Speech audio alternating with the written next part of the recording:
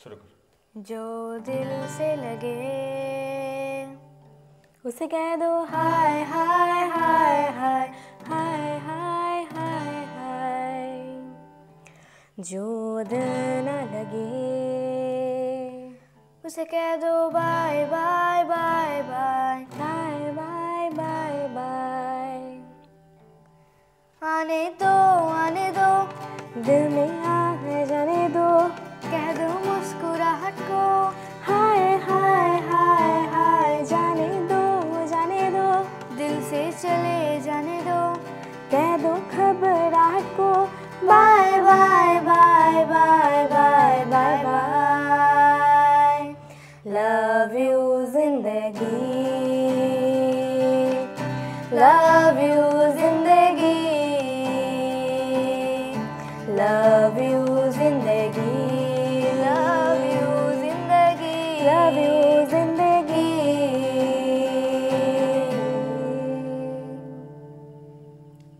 এটা মানে কি গানের অর্থ কি? আমি তো হিন্দি খুব একটা বুঝি না, মানে ব্যাপারটা কি? গানের অর্থটা অ্যাকচুয়ালি খুবই পজিটিভ।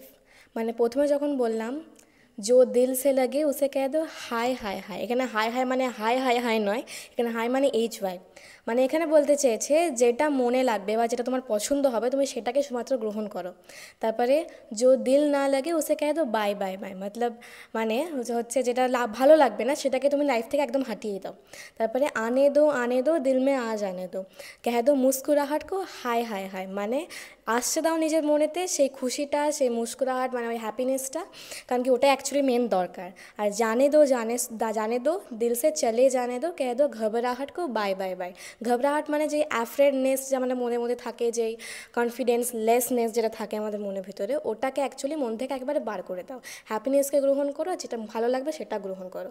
গানের মিনিংটা অ্যাকচুয়ালি খুবই পজিটিভ। আর লাস্টে তারপরে বলেছি লাভ ইউ জিন্দেগি, মানে সবচেয়ে প্রথমে নিজের জিন্দেগি মানে নিজের লাইফটাকে ভালোবাসতে শেখো, সেটাই। তো এত কথা মানে বা এত এই গান অর্থ কি কি ব্যাপার আজকে? অ্যাকচুয়ালি আজকে একটা খুবই স্পেশাল আর ইউনিক ডে, যেটার ব্যাপারে অনেকেরই হয়তো জানা নেই এখানে।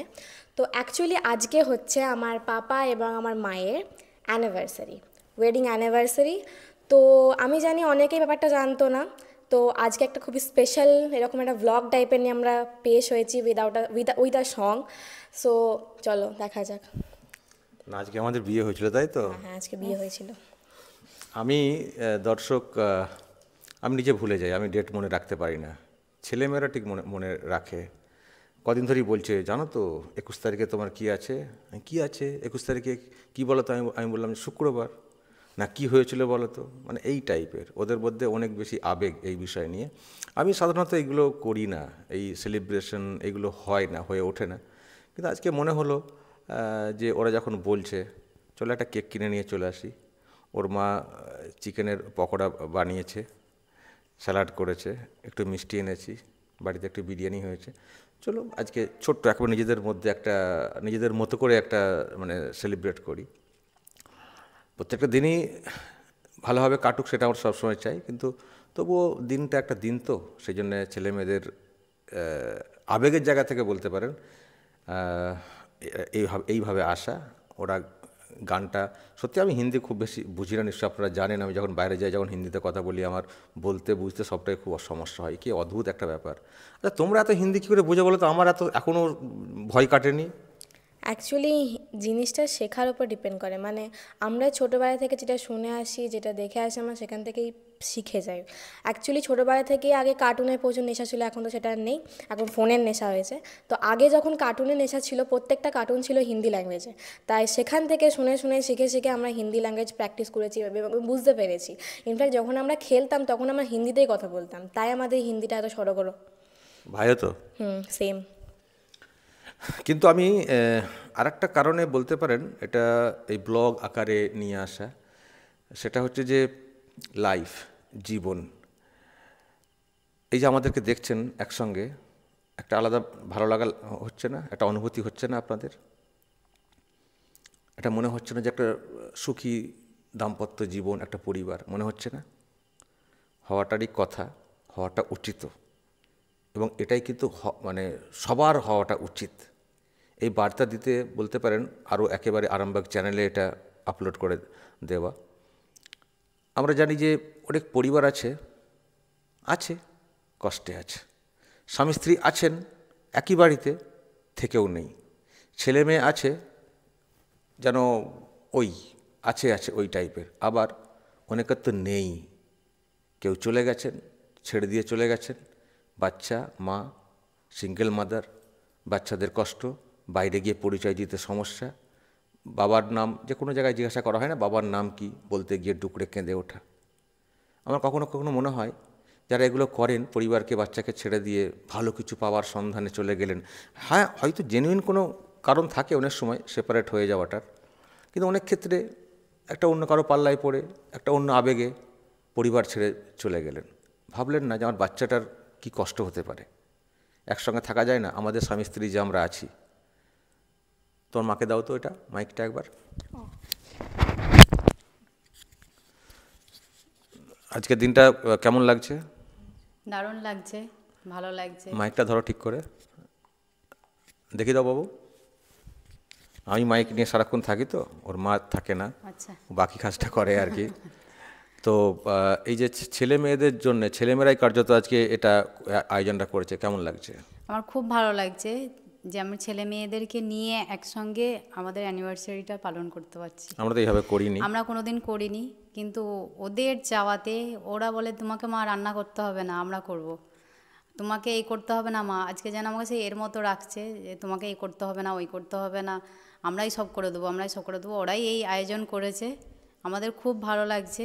এর আগে যখন খুব ছোট ছিল, ওরা জানি না কোথায় থেকে সব কেক নিয়ে এসেছে, কেক নিয়ে এসে ছোট্ট ছোট্ট করে কেকের মতো করে গোল করে তৈরি করেছে, করে সেটাকে আবার সেলিব্রেট করছে যে মাম্মি পাপার অ্যানিভার্সারি।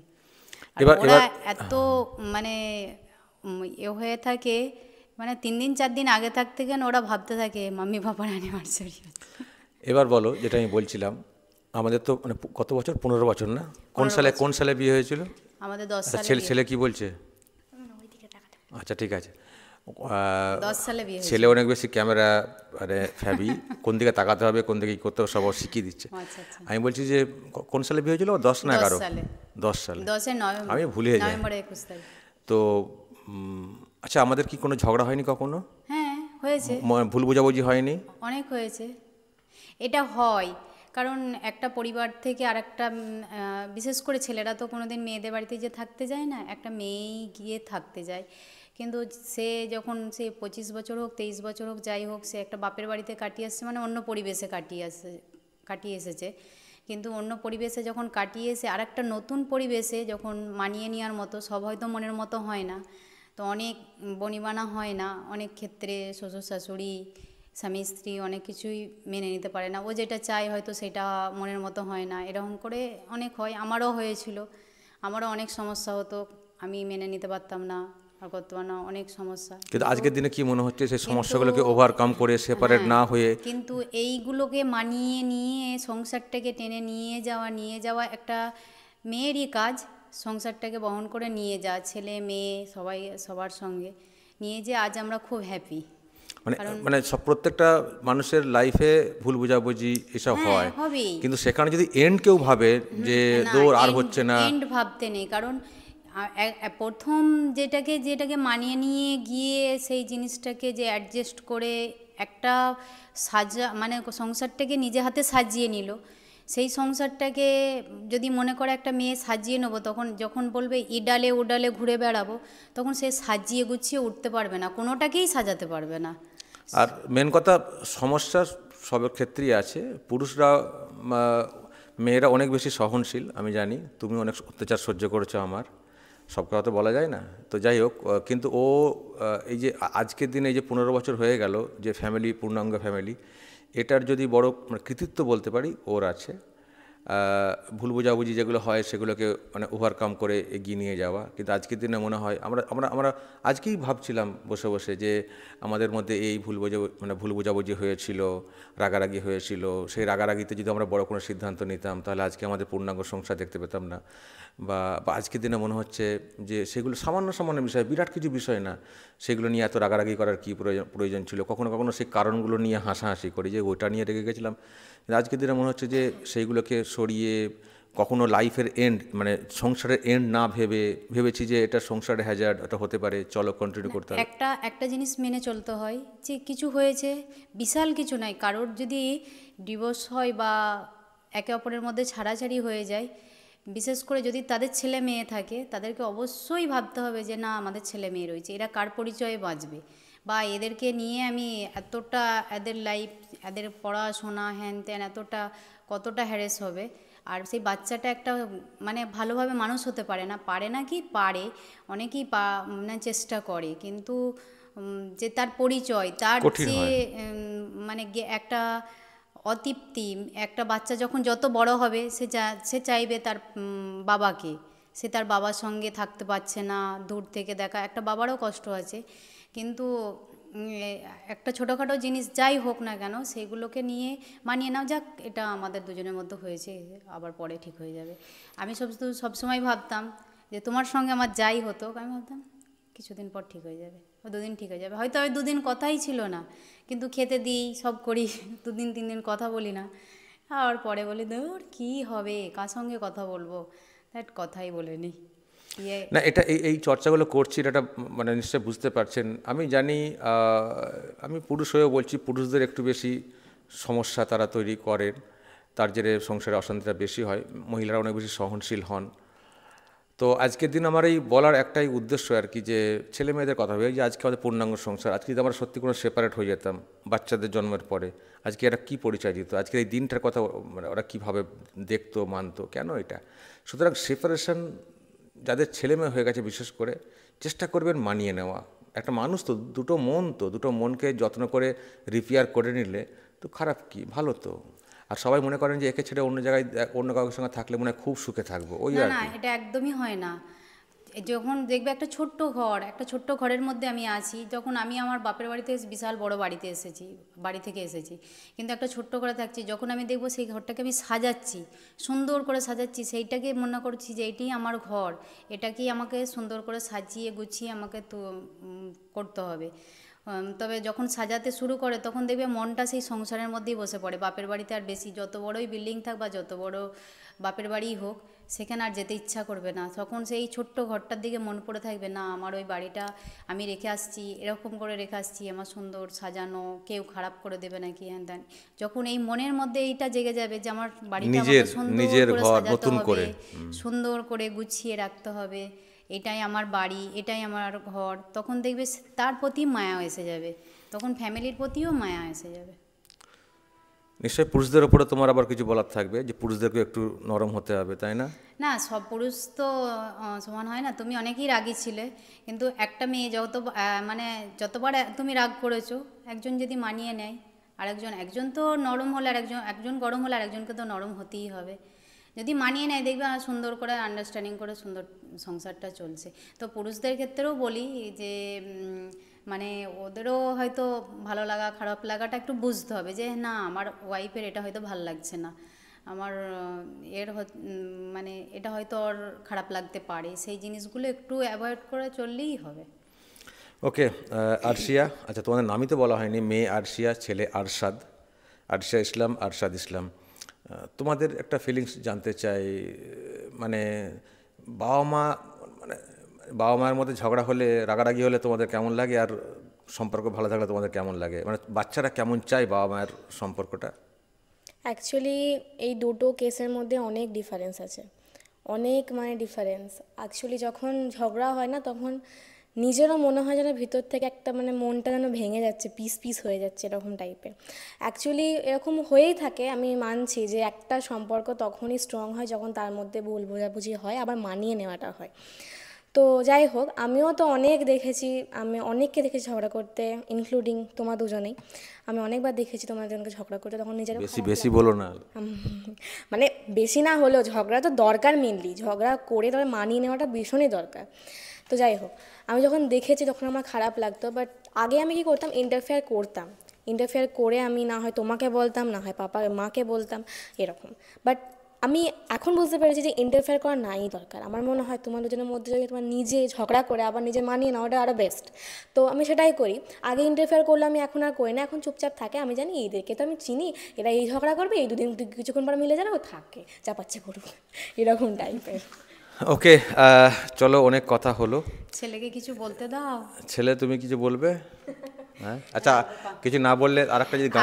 আর একটা জিনিস আমার ছেলের মধ্যে গুণ আছে, ছেলে মেয়ে দুজনের মধ্যেই। মেয়ে যখন খুব ছোট ছিল, পাপা কিছু হলে বা আমরা দুজনে হয়তো চেঁচামেচি করছি বা কিছু হয়েছে, কি যেন চেঁচামেচি সেরকমভাবে যে একদম পুরো পাড়া জড়ো করে হয়েছে, সেরকম চেঁচামেচি হয়।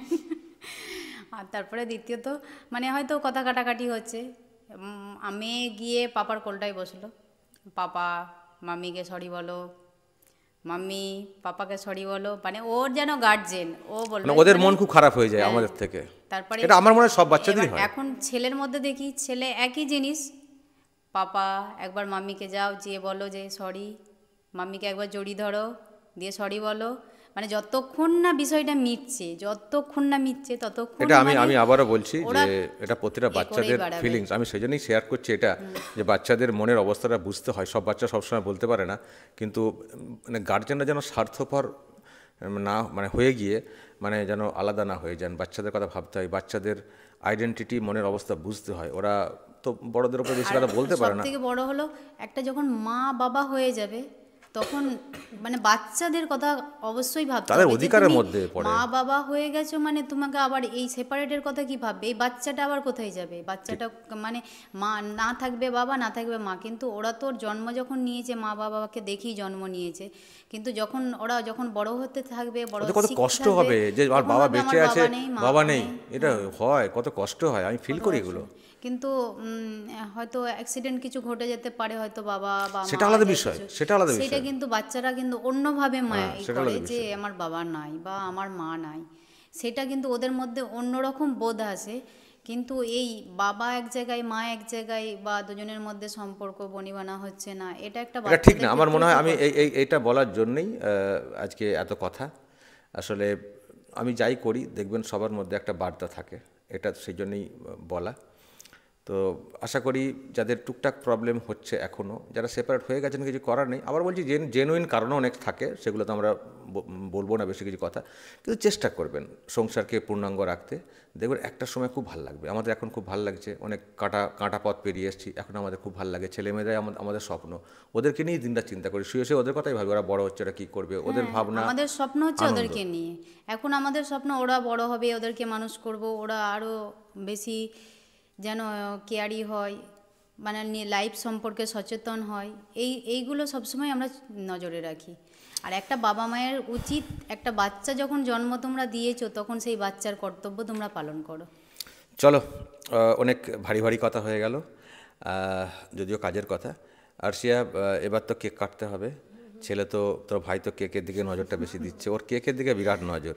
তো এখন কি আর কোনো গান টান গাইবে নাকি? একটা আছে, স্টকে আছে কিছু? একটা হয়ে যাক চাই কিছু, আমার এদের গান শুনতে খুব ভালো লাগে, আমি ওই জন্য এদের গান শুনি সব সময়। তাহলে গান গাইবে একটা? আমি বলতে চাইবো যে আমার ভয়েসটা অতটাও সুন্দর না হলে আমার ভাইয়ের ভয়েস অনেক সুন্দর। তো আমি চাইবো যে আমি প্লে করি গিটারটা, বাট ও একটা গান গাইুক। কি গান? ই তুনে কিয়া কিয়া। চলো, দিয়ে দাও, ওকে দিয়ে দাও।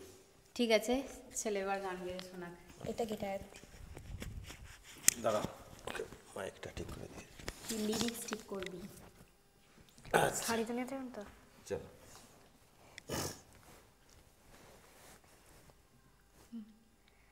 सारी दुनिया से जीत के मैं आया हूँ इधर, तेरे आगे भी मैं हारा किया, तूने क्या असर।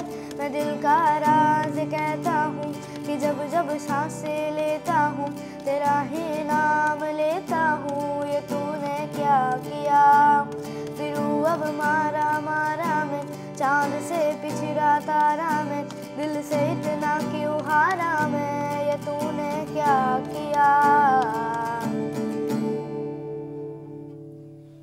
ছোট্ট করে হলো, যাই হোক আজকে হিন্দি হচ্ছে আর কি, বাংলা পরে হবে। তো তাহলে এবার আমরা কেকটা কাটি। চলো এবার তোমাদের কাজ, তোমরা যা করা করো, চলো রেখে দাও ওটা। আচ্ছা এদিকে রেখে দিই। চলো এবার তোমাদের যা করার করো, কী করতে হবে করো। অ্যানিভার্সারি থোড়ি আমাদের কাটতে তো তোমাদেরকে হবে। ও আচ্ছা, আমাদের কাটতে হবে না। Sorry sorry sorry. হ্যাপি আমি অ্যানিভার্সারি। আমি এদিকে চলে যাচ্ছি, তুমি এদিকে আসো। আচ্ছা আচ্ছা, আমাকে টাকা দিও। বাবা হ্যাপি অ্যানিভার্সারি। Happy anniversary. মাইকটা কোথায় গেল? মাইকটা রাখো, যদি কিছু তোমাদের বলার থাকে। আচ্ছা চলো, কে কাটবে এবার? সবাই মিলেই কেটে নাও। চলো তো আগে আগে শোনো।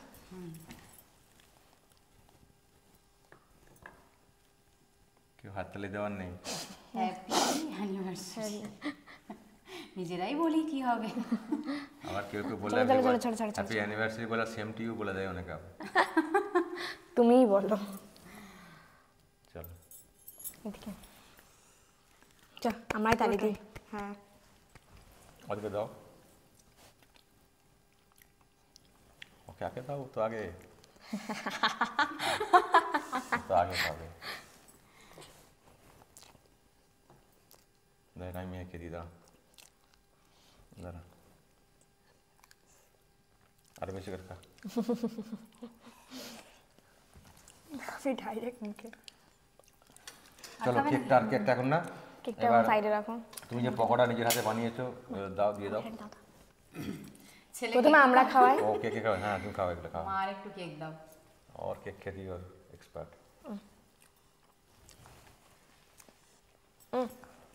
এই হ্যাঁ রে,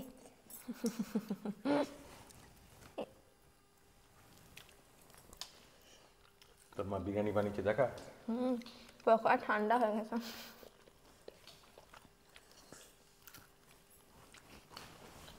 আমার মা খুব ভালো বিরিয়ানি বানায়, আবার দেখালে বলবেন যে আমাদেরকে খাওয়াতে হবে, আমি জানি।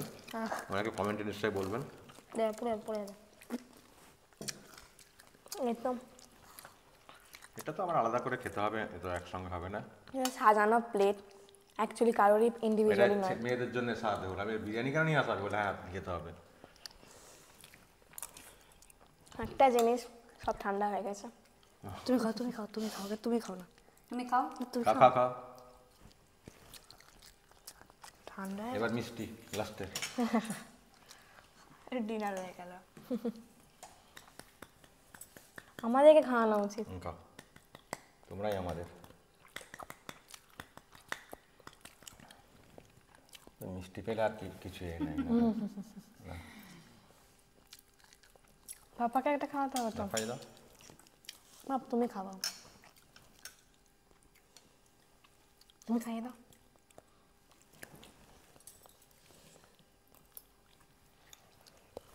যাই হোক, শসা আর শসা খেতে হবে না। আমরা আজকে ভালো একটা সময় কাটালাম। এইভাবেই আমাদের পরিবার যাতে এরকম থাকতে পারে, এগোতে পারে, ভালো থাকতে পারে। তো আপনারা এ করবেন, আপনারা প্রার্থনা করবেন যারা আছেন, আমরা যাতে এইভাবে এগোতে পারি, ছেলে মেয়েদেরকে নিয়ে এইভাবে খুশি থাকতে পারি, পরে যেন অনেক বড় হয়। এটা তো মেন। যে যা যেভাবে আছেন পাশে থাকবেন, পাশে থাকেন আপনারা। আর প্রত্যেকে নিজের পরিবারটার কথা ভাববেন। আমরা চাই সবার পরিবার এইভাবে খুশির মধ্য দিয়ে কাটুক। জানি অনেক সমস্যা আছে আমাদের রাজ্যে এই মুহূর্তে, বাদ দিন, কিন্তু যেটুকু আছে তার মধ্যেও নিজের সংসারটাকে ভালো রাখার চেষ্টা করবেন, অন্তত ঐক্যবদ্ধ রাখার চেষ্টা করবেন। ব্যাস, বাকিটা দেখা যাবে কি হয়। ভালো থাকবেন, পাশে থাকবেন এইভাবে যেভাবে আছেন। আবার হবে না কি পরের বছর? হ্যাঁ হ্যাঁ অফকোর্স। আবার তখন মেয়ে বড় হয়ে যাবে, মেয়ে রান্না করবে। ওকে, যদি কিছু বলার থাকে বলবেন, এবং অবশ্যই নজর রাখবেন আরামবাগ টিভিতে। Thank you. Thank you. Thank you, thank you.